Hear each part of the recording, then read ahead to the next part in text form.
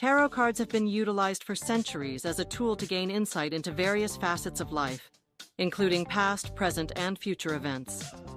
Originating in the 15th century in Europe, tarot cards were initially used for games before evolving into a method for divination.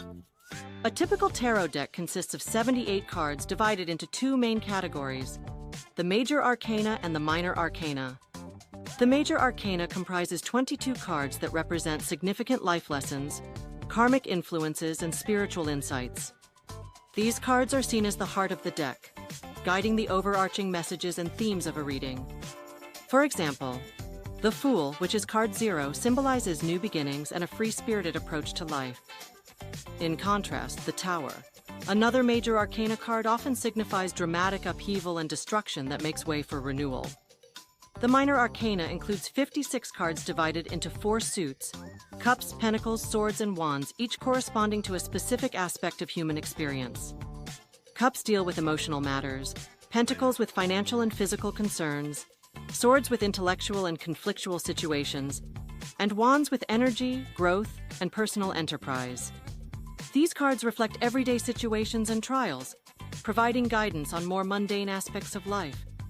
Each tarot card is rich in symbolism, featuring intricate imagery that conveys unique stories and messages. For instance, the Empress card, festooned with symbols of fertility and abundance such as lush forests and a fruitful harvest, typically suggests nurturing, creativity, and prosperity. During a tarot reading, the reader shuffles the deck and arranges the cards in a specific layout called a spread. Each position in the spread represents a different facet of the question posed by the querent, person receiving the reading.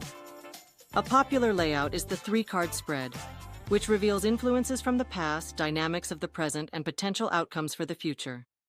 The interpretation of tarot cards is an art that combines symbolic knowledge with intuition. A skilled reader interprets the cards based on both the traditional meanings and the unique circumstances of the querent.